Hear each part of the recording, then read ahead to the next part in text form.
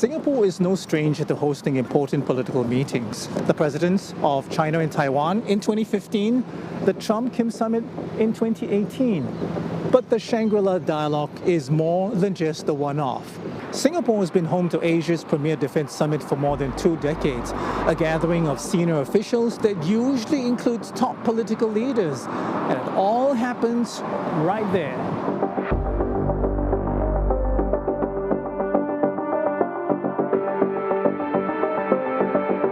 Right here at the Shangri-La Singapore. For 3 days a year, this place becomes a geopolitical beehive with hundreds of people representing dozens of countries coming in and out of this building. All while it continues to operate as a hotel. Inside though, it's far from your usual vacation spot with keynote speeches, themed sessions and back-to-back bilateral meetings.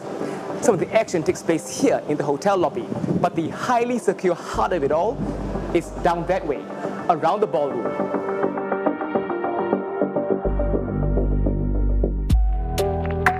Now picture this ballroom packed with delegates, diplomats and defense chiefs. On Friday night, it's here where French President Emmanuel Macron will deliver the keynote address for this year, the first European leader to do so. Then on Saturday morning, we are expecting US Defense Secretary Pete Hegseth to take the stage. It will be his first time attending the event since taking office earlier this year.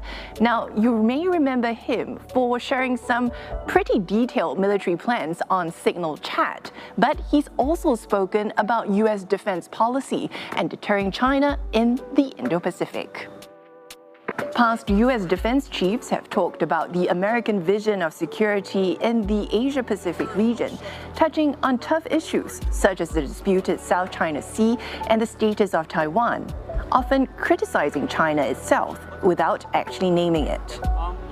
We traditionally hear from a senior Chinese defense official on Sunday morning, delivering typically strongly worded remarks that decry hegemony, unilateralism, and alleged attempts to interfere in China's internal affairs.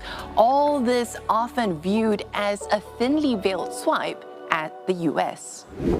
Also speaking over the weekend at the Shangri-La Dialogue, Malaysian Prime Minister Anwar Ibrahim, as well as security or defense officials from the EU, UK, France, Germany, Japan, the Philippines, Thailand, Vietnam, Cambodia, and elsewhere. Now, it's a lot of talk, but what does it really mean? Oh, it's a chance to assess an increasingly complicated and interconnected world. Consider the backdrop. A recent dust-up between nuclear-armed neighbors India and Pakistan on the heels of a terrorist attack in the disputed region of Kashmir. A more than 3-year-long conflict between Russia and Ukraine, an invasion that turned into a war, which has pitted the West against Moscow and seen China balance neutrality with its no-limits partnership with Russia. The crisis morphing in the time of US President Donald Trump into a transactional arena marked by acrimony, mineral deals, and potential territorial trade-offs. And over in the Middle East, where Mr. Trump has just completed a deal-making tour.